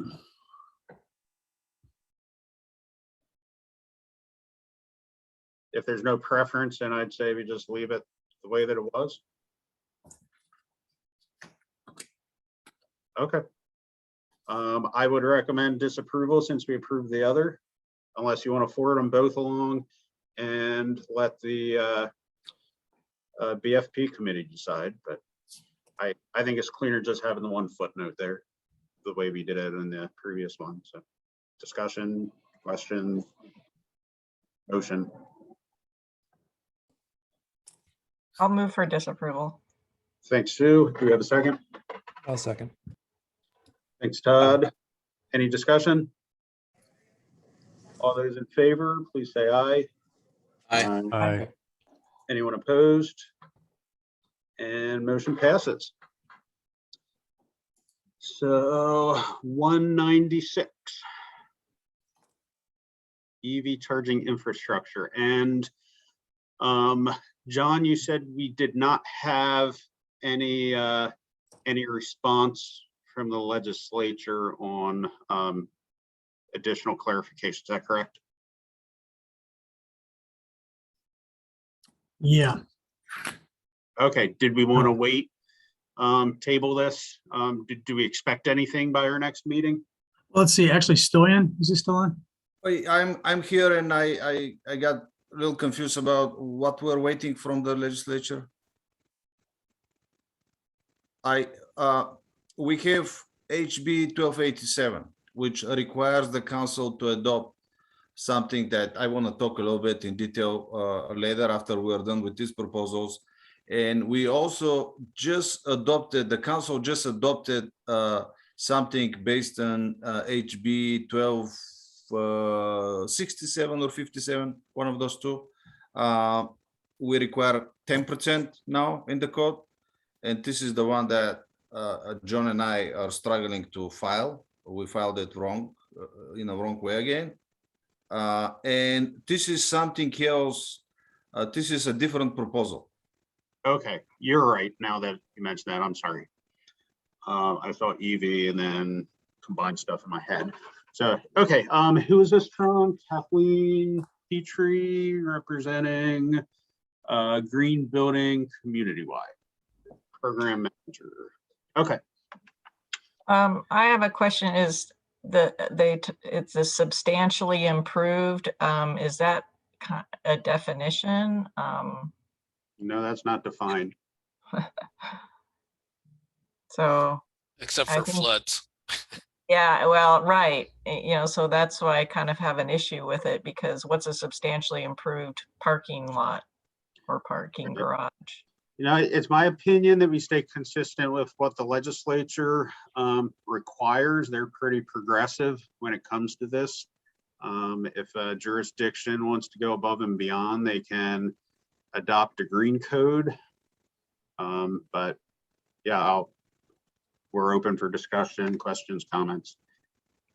And the legislature doesn't have that language of substantially improved? It is a different proposal. It has nothing to do with HB 1287. And what I was going to suggest was the TAC and the council needs to develop something for HB 1287. So if you can table this, you can take it into consideration when the TAC starts discussing the proposals related to HB 1287. So if there is something important and something that you can add to the new language, something you can use, then this language can be used. But currently, if you start discussing this, you have to go back and develop new proposals again related to HB 1287. So it will be a little bit putting the the cart before the horse. My suggestion would be to disapprove this. That we'll be addressing EV charging to be consistent with state law. I think just the one thing I would throw in here is that it looks like her intent is to apply this to existing facilities. by that substantially improved thing. And the question is, should that then be in the IEBC, which is group 2, if I recall correctly? Probably. That At least some of actually this. might make sense to push it to group 2. It looks like some of the other things she wants to do is also for new, but if the existing building part, yeah, that's a question. I don't know how that gets dealt with in this venue. Maybe the comment would be that the new building stuff, we need to disapprove because we're going to encompass that in our work, as with the state already, to accommodate the new House bill. And then but we would recommend that she reconfigure her proposal for the IEBC portion of it, this for group B. Sounds like a great motion. Let me make sure there's no more discussion, and if not, I put it back to you to make that. Is there any more discussion or questions? This is Todd. Can you remind me when we're considering the 1287? Is that correct? I want to introduce 1287 to you today and make a few comments and give you some time to think about. And we can regroup at the next meeting. You can give me a direction if you want me to develop a language for 1287. I'll give you some details what the caveats are related to this bill. But this cycle currently we don't have anything ready to be discussed. Okay, but we are considering it this cycle, and the question then would be, it's a statutory requirement. Okay, can we table this one then? Is that appropriate until for consideration with 1287, so we don't outright? It is appropriate in my opinion. Okay, just so we make sure we understand the two together rather than completely rejecting this one before further. Yeah, okay. That makes sense. We can table that way. We discuss what's required by law. We can go through this, see what additional requirements on top of what we're doing are being suggested, and then we can decide whether or not we want to incorporate those as part of the normal process, but it wouldn't be part of the 1287 process. Does that sound reasonable? Any more discussion or questions? Sue, are you okay with that path forward that Todd suggested? Yeah, so moved. Thanks, Todd. Okay. So yeah, I'll accept that as Todd making the motion and Sue seconding that. So any further discussion? All those in favor, please say aye. Aye. All those opposed? And motion passes. All right, up last one, all gender bathrooms. Actually, before we talk about bathrooms, can I make a point of privilege and request that we take a bathroom break? Is that okay? Yeah, of course. Since you're making the motion, or since you're requesting it, how long you need? Just 5 minutes probably, if that's okay. That's okay. Let's do it 5 minutes. All right, thank you. Yep. All right, perfect.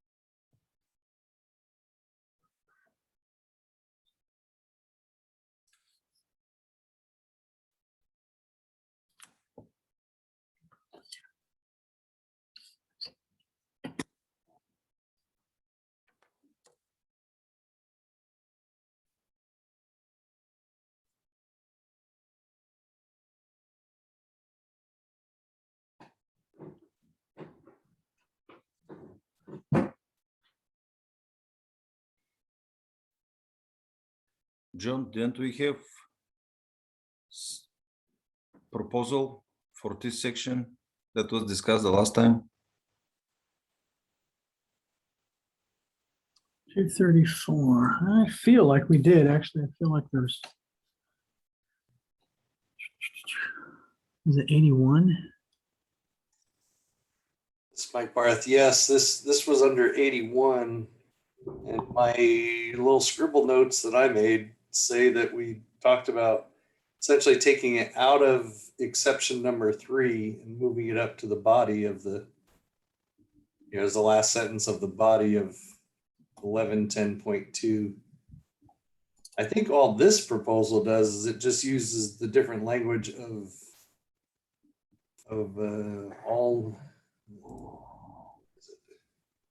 all gender instead of gender neutral.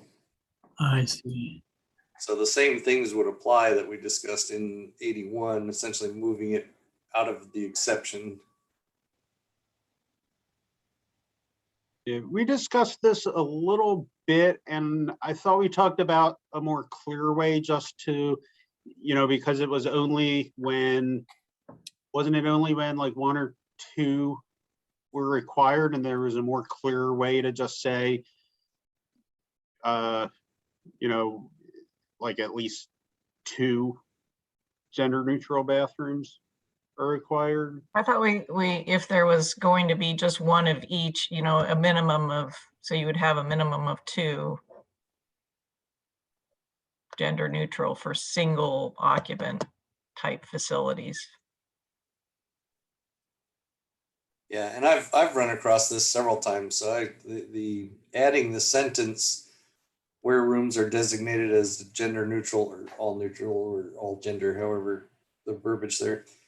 Total number of accessible fixtures shall not be less than the total number of accessible fixtures for separate male and female. And that really does, it makes it to where if you had male and female, you'd have an accessible water closet in each. So you'd have 2. If you, with the current code language, if you combine those 2 gender neutral or family restrooms, then it could be argued that only 1 needs to be accessible, and that is problematic. Right. So if that's the only place you have an issue, question is, do you like that language the way it is, or should we specifically address the issue when it's 2 restrooms to state that they both need to be? That was my thinking last meeting when we discussed this. But yeah, well, in my opinion, the language that is proposed there, I think works because it's, because if it's more than 2, then it could be. I think the language is open to where whatever the number would have been in separate facilities, that same number has to be applied to gender neutral. all gender, whichever language. Okay, yeah, I mean, it's precise language, you'll get there. It just might Yeah. take, a little bit more thinking when you read it to figure out what it means, so. Yeah, and I do think that, moving it out of the exception to where, essentially that applies to everything, and then the exceptions are, well, they are what they are, so.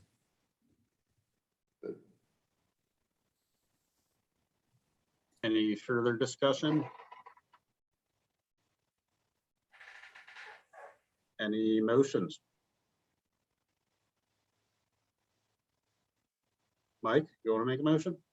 Sure, I'll make a motion. If we take can we amend it on there to where essentially we take the added sentence, the where rooms are designated as all gender, the total number, all the way down to the period, and place that after accessible before the exceptions, essentially at the end of the paragraph right there. Right here. Yep. Then that kind of matches what we had talked about with 81 also. So with that modification, I'd make a motion to move this forward. Now, hold on one sec. So we put it up there, but then you still have the exception. And then an exception where multiple single user toilet rooms or bathing rooms are clustered at a single location, at least 50%, but not less than one room for use at each cluster shall be accessible. You still have that exception, which would override that sentence. I just want to be clear with that. Well, no, because you still have to have the same number of fixtures. What the clustering does is it allows you, if you have multiple single user restrooms in one location, if only one accessible toilet is required for whatever reason, then that still can be applied, or even two, if that's the case, that can still be applied for that cluster. Once you break that cluster up, and let's say you move a bunch of those bathrooms down to the other end of the building or another different hallway or something, then each cluster has to have the correct number of accessible.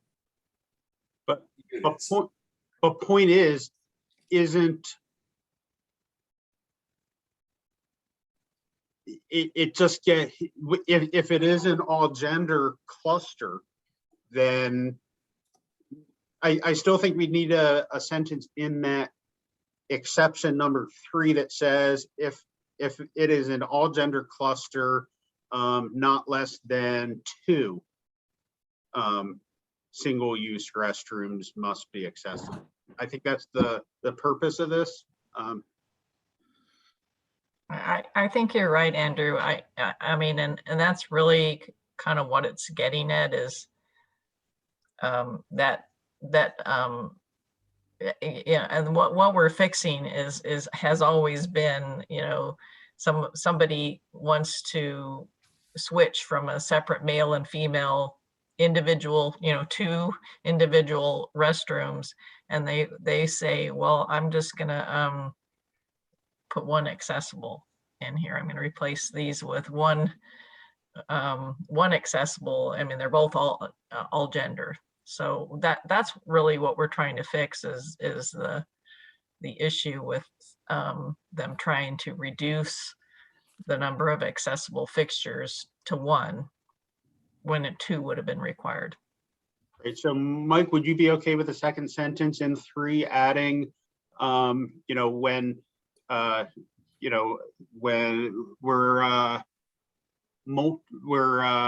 all gender, we're multiple all gender single user toilet? I don't think, how about to answer your question, no, I have no problem with it, adding it there also. How about if you, instead of saying but not less than 1 room for each cluster, you say but not less than 2 rooms for each cluster? Right, but that would be just for all gender. If you have a cluster of males here, then that would need only 1. A cluster of female over here, that would need only one. But as soon as you say these are all genders, then you would need two within that cluster. Yeah.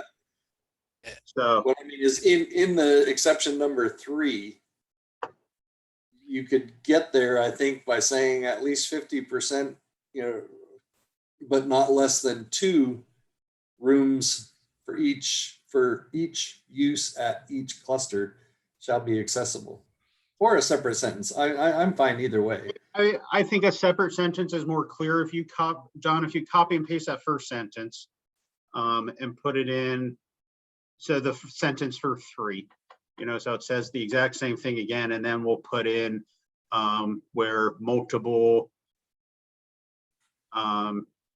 single user. Or how a cluster of all gender toilet rooms requires a minimum of 2 accessible.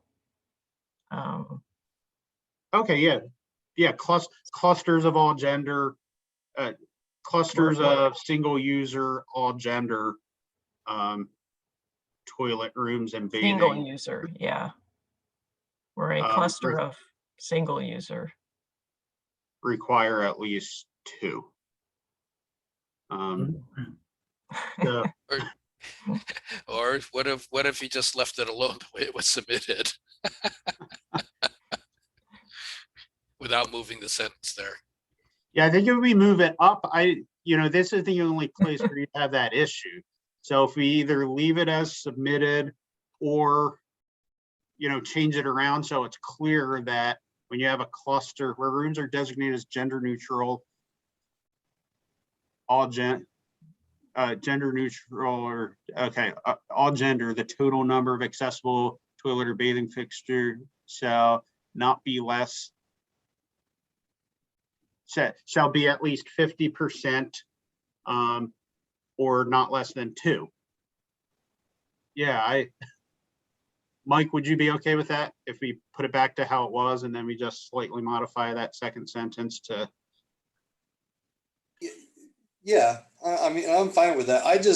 I'm of the thought that it should, I guess my biggest point is that it should apply as part of the primary. It shouldn't be, it's not really associated with just exception number 3. It's associated with the overall requirement that accessible facilities be provided. You're right, but the loophole that allows it to exist only occurs where you've got a cluster of single user all gender restrooms. So, if you go through trying to design it otherwise, it's always fine otherwise. True. But I'm trying to think of where. Yeah, if you can think of an example where it isn't, we can put it up there too. But yeah, I would say so where rooms are designated as all gender, the total number of accessible toilet or bathing rooms shall not be less than 2. Shall be at least 50%, but not less than 2. Or a minimum of 2, or a minimum of 2 fixtures or 2 rooms. Accessible space. I'd like to restate the 50% since that is, just to make it clear. Shall be at least 50%, but not less than 2 rooms. Check out the 1. No, that one stays there. It'd be just for the second sentence there. So what are we? 2. Yeah, where rooms are designated as all gender, the total number of accessible toilet or bathing rooms shall be at least 50%.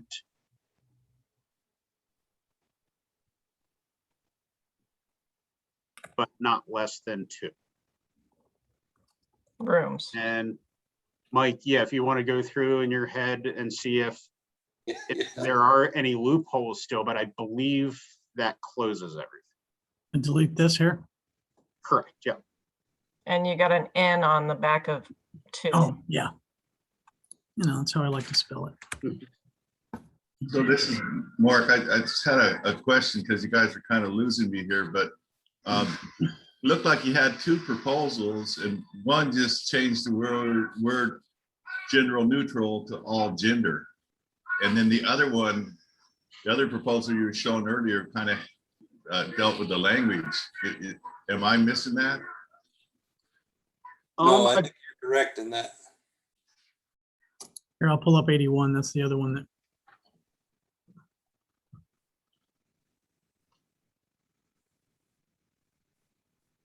So I think our change, we changed gender neutral that was there to all gender in the tag here. Is that correct? And then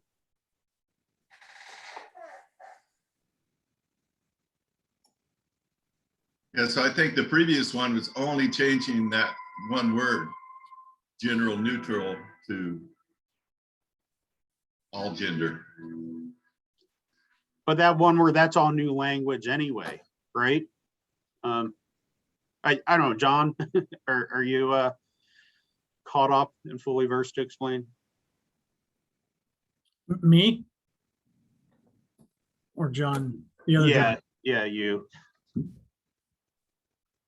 Yeah, I mean, this is, I think that's what it is. This has got more, this is just the initial, just changing the language of the word or the gender neutral. Yeah, that's what I see, is that one is just changing that. So I would say that we could move that one forward if you like that term better than gender neutral. But, and then the other proposal, I think, is the one that's dealing with the fixing the exception. Okay. Correct. And it seems like what you pulled up on the screen, though, doesn't, when we talked about 81, the motion I thought had been to move the exception to the body of the code, but that doesn't seem to be reflected in the Word document pulled up on the screen. And then, yeah, this proposal is purely just the difference between gender neutral and all neutral, gender neutral and all gender. So whatever the language, wherever it gets placed, you know, that was discussed in 81. I don't think that is necessarily captured yet based on what I'm seeing on the screen. Yeah, and actually on my notes, I have that it looks like somebody was going to do some work to that and modify that. So 81 would still need to be, looks like it might need to be some modification. So can we pass this one since it just changes gender neutral to all gender? And then we go back to 81 and we put these changes that we just, the modifications that we just discussed into that one? Is that the path forward? That sounds good to me. Yeah, that sounds good. Okay, can we do it all in one motion? Yeah, I think so. Well, these are two proposals. So Yeah. you need to refer each one. So there should be two votes. Two motions? Okay. Yeah. Okay. So let's take a motion to approve this one as it was submitted, which changes the term gender neutral to all gender. Do you have a motion for that? So remove all the changes we made here? Well, let's save them because these are the same changes we're gonna put into 81. Okay. That's the language if you want for 81 right there. So yeah, if you want to copy that whole second sentence starting where rooms are designated as, copy that whole thing, and then that's what we're gonna put in 81.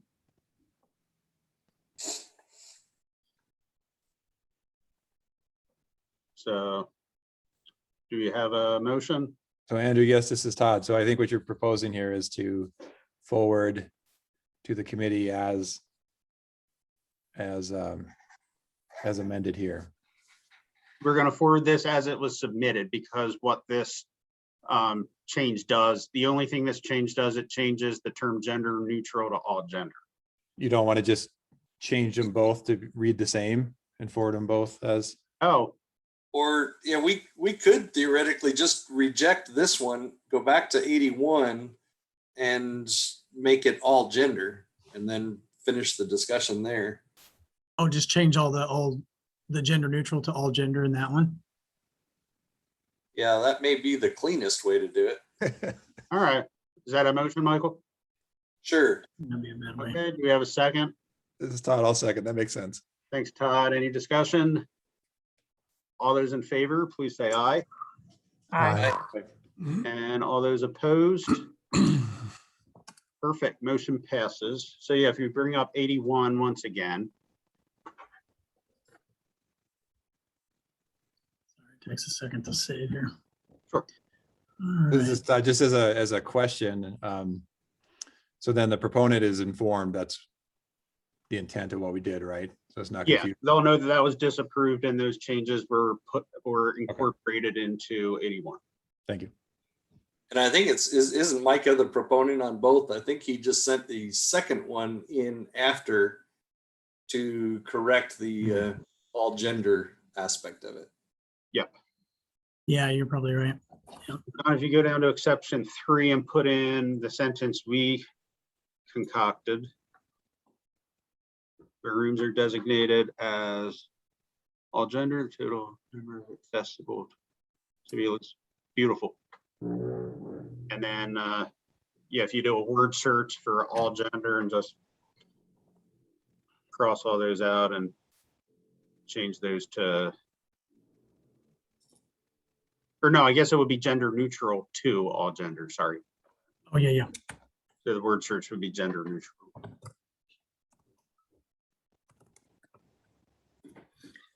You And we don't need rejected, to change it in 5.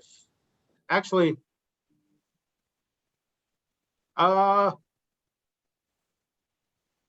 let's see, the other code change proposal dealt with more sections than this, didn't it?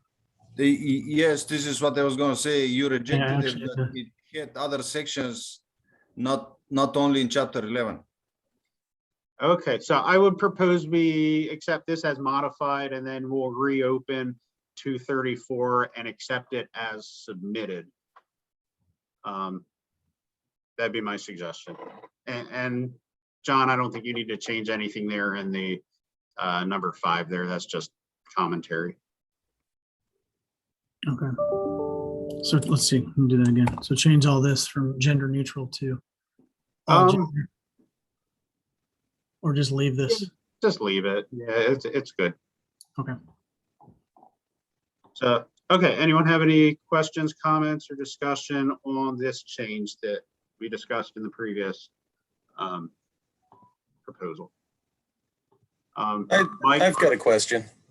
Sure, go ahead. On the 1110.2, number 3, with the not less than 2 rooms, how does that affect business occupancies with low occupant load, where only 1 water closet's required? Are we going to require, if If they, only one water closet was required, it didn't have to be gender identified anyway. okay, all right. Any other questions?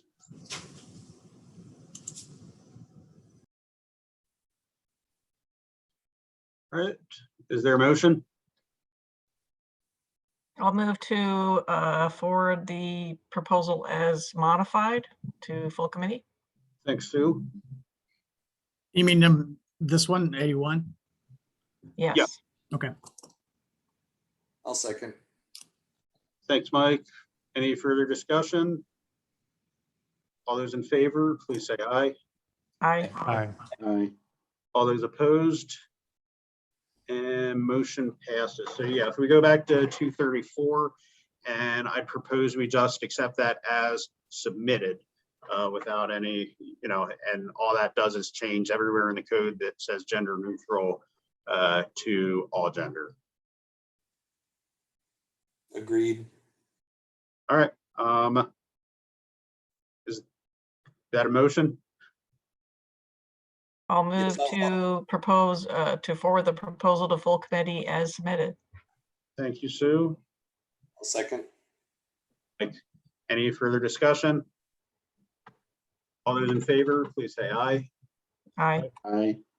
All those opposed, and motion passes. So Stoyan, I think you're up now to talk about EV charging.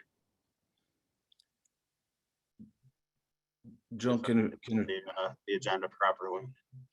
yeah, Yeah, I can pull up. can you show the bill?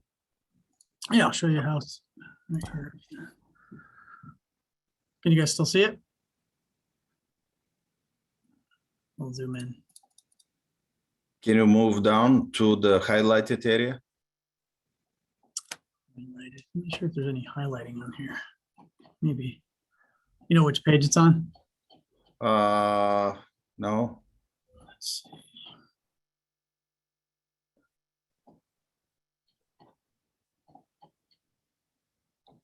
Oh, right here. This part? I don't have access to a document from here, so I will rely on you to, oh, right there. Okay.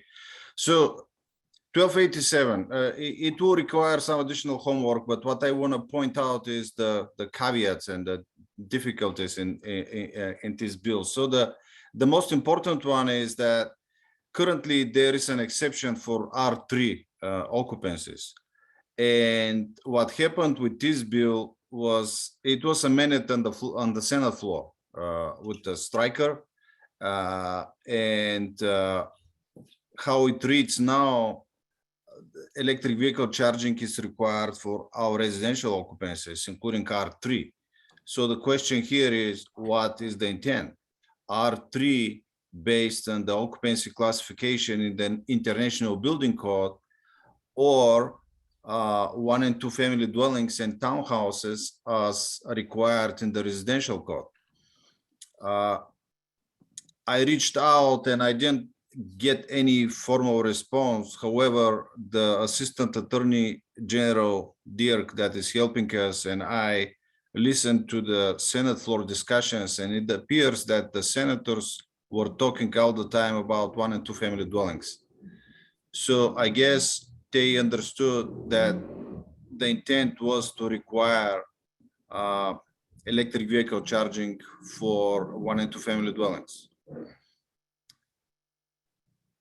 The language in the bill doesn't really specify that. So it's up to you and the council which way you will go. Concentrate on R3 and require electric vehicle charging for R3, again, as required in the International Building Code, or go further and require electric vehicle charging for all 1 and 2 family dwellings and townhouses as required in the International Residential Code.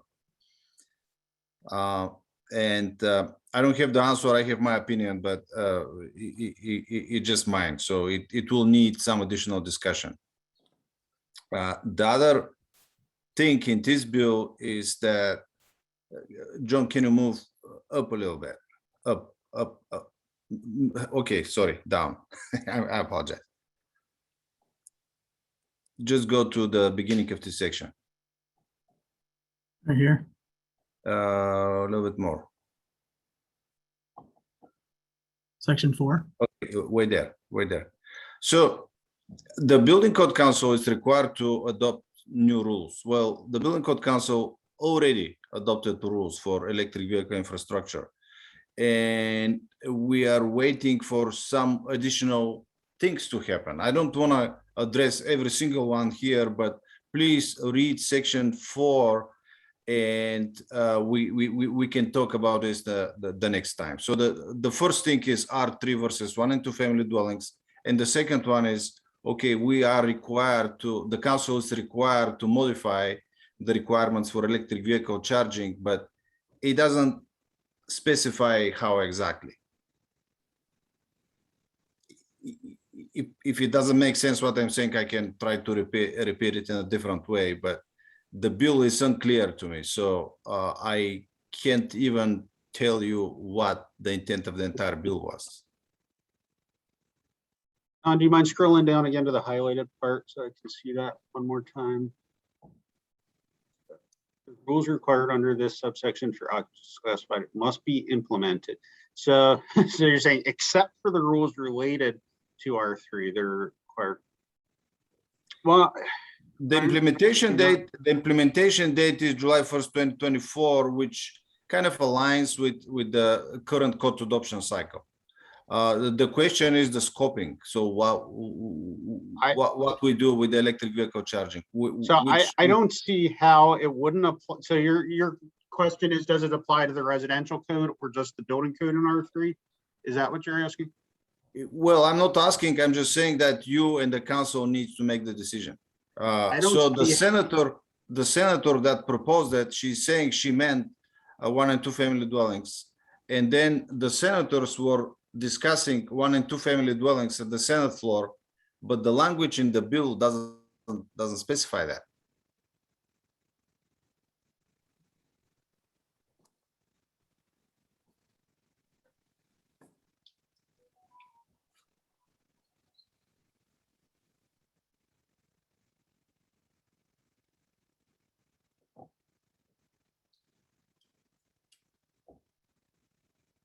Stoyan, is there, do you get any more clarification than that? I mean, All I got was an email from the governor's office, and they forwarded another email from Senator, I forgot her name, that she meant 1 and 2 family dwellings. And we found the recordings of the Senate floor discussion, and we listened to the Senate floor discussion, and all senators, they were talking about 1 and 2 family dwellings. They did not talk about R3. They were talking about 1 and 2 family dwellings. So Dirk, his opinion was that the senators, they believed they approved electric vehicle charging for 1 and 2 family dwellings. Again, when you see this in the bill, it doesn't specify that. Well, what else would be what else would an R3 be besides? Well, when I was discussing this with Diane, she said, "Oh, it's R3 only in the building codes, international building code. So we won't touch the international residential code." But again, the emails we got from the governor's office and the senator, I think was Senator Doss, they are pointing out to 1 and 2 family dwellings. Oh, I've always considered 1 and 2 family dwellings under the IRC as being R3. I never thought of them as not being R3. There are different opinions. There are different opinions on that. Some folks think that the residential code doesn't have the occupancy classification. It has just 1 and 2 family dwellings and townhomes. I say we go ahead, Al. Sorry. Oh, there's congregate living, care facilities. There's all kinds of things there's other classifications in the R3. And frankly, I think if they meant to do that, they could have changed this. My opinion is they get what they passed into law. That's my thought too. So I have a really hard time amending this because of what they thought they meant. So Al, I guess question for you, would it also include the IRC or just the building code? R3 to me is just the building code. Oh, it is? Okay. To me, that's my opinion. No, that's good to hear. I could have always assumed incorrectly, but what other folks think, especially code officials who are enforcing the code? Yeah, R3 is in the building code. If you're, it's 1 and 2 family dwellings and townhomes, that is that's a separate designation, in my opinion. And again, the question is that if they intended it for 1 and 2 family dwellings, did they have kind of in mind the congregate living kind of situation? And maybe that's, instead of like, the 1 and 2 family dwellings, that's somebody just deciding, whether they want that in their own little garage. And to me, it actually makes sense to require EV for those R3 situations where you have the congregate living, because it's not just the single owner kind of deciding whether to put it in their own garage. But Billion, I guess to summarize, yeah, we'll keep it as R3. And then if, even though their intention was single family, if they want that, they'll have to either go through the normal code process with us or make another bill to do that. Is that what folks are agreeing with? You don't need to vote on this now. What I wanted to do is just to give you some heads up and give you 2 weeks to read the bill and research it if you have time, and then we can go back to it in 2 weeks. Okay. Yeah, Thank you. if I may throw in here, I don't think this is the first time that the SBCC would be trying to write language to implement the intent rather than the actual language of the bill. If that were the what was decided, it would not be inconsistent with other decisions made in the past. It may also be worth reaching out to the governor's office, since we technically serve at his pleasure, see what the governor's office would like. And we can at least factor that into our decision. I told you that I got an email from the governor's office basically telling me that they meant 1 and 2 family dwellings. Okay, that's good to know. But again, this is not what the bill says. So you all know that I'm not a council member, but it gets a little political when we start talking about this energy and electric vehicles and those kind of things. So I don't want to take side here. I'm just trying to provide you with the information I have. Okay, thank you. I have a suggestion. I mean, so John makes a good point about, what is their intent? And then, so what I would say, we would interpret their intent to be not only 1 and 2, or not only R3, but also 1 and 2 family dwellings, sort of that whole lump of them, because if we go, oh, you just said you just intended 1 and 2 family dwellings, and so we skip it in these congregate livings that are addressed in the IBC, then they're just going to be mad at us because we, did it in one but not in the other. So I would say we should probably do it in both. I'd agree, Sue. I don't think we have a choice whether or not to do it in R3. It states what it states. The question was, do we expand it also to 1 and 2 family dwellings, which it sounds like maybe we should. This is Todd. I'm definitely in support of that. If we have narrative around the intent from the legislator and an opinion from the governor's office, then that seems like enough to me. Yeah. Stoyan, does that provide you with enough guidance?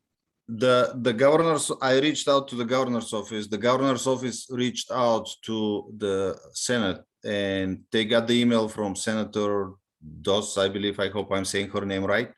And they sent me that email. So this is what I got. Okay.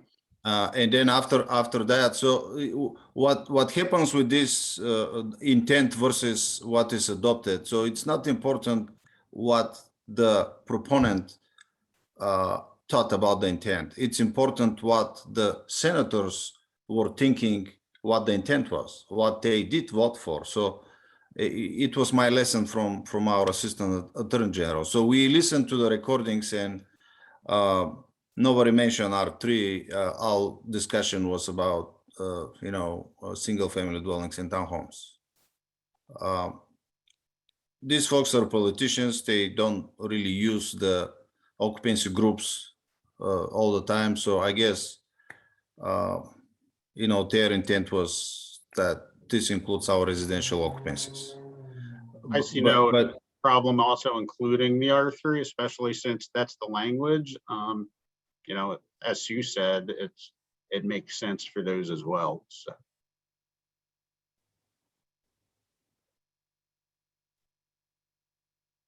Any more discussion or questions, comments? Stoyan, anything else to add? Or no. So if you wanna spend more time researching or reading it, and we can regroup in 2 weeks, it will be great. Or if you want me to develop a language, or if you want to develop language, so I'll do whatever you feel. If you ask me to do, I'm okay either way. But this is one of the proposals for this rulemaking cycle that will be, it seems to be a hot topic. I think we have time next meeting. We can develop it together. It doesn't seem that complicated. So instead of giving you homework. Hey, so do you know if this correlates with the energy code in any sense? The energy code has no requirements for charging. Yeah, it's all in the building code. And even with our Washington state amendments, you don't have charging requirements. Not in the energy code. Stoyan, this is Todd. What I'm hearing you say is you don't mind proposing some draft language if you have the cover of this tag advising you to do so, right? Which I'm Yes. hearing there is support.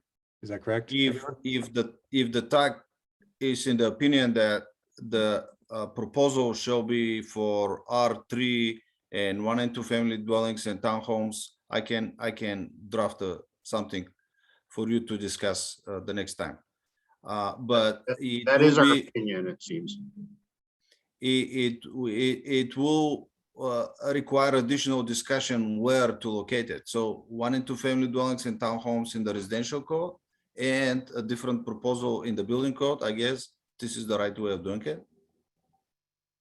So I can develop something for 1 and 2 family dwellings for the next time. It won't be a final proposal, just a draft for you to discuss and modify. Thank you.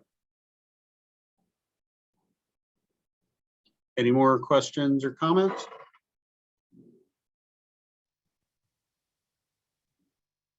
Okay, on other business.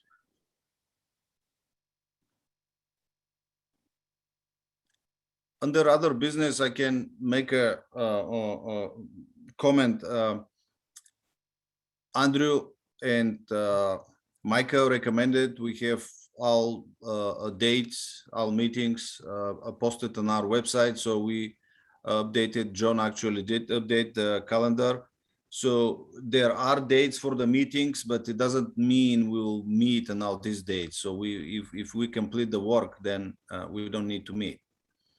So you see the date just for, clarification purposes, but if we have nothing for these dates, we will cancel the meetings. Thank you for getting those on there. Yes, sir. All right, anything else for the good of the order? Well, as always, thank you. And yeah, if anything comes up and you need any of us, feel free to email or call. Thank you. All right. Thank Thank you. you. Thank you.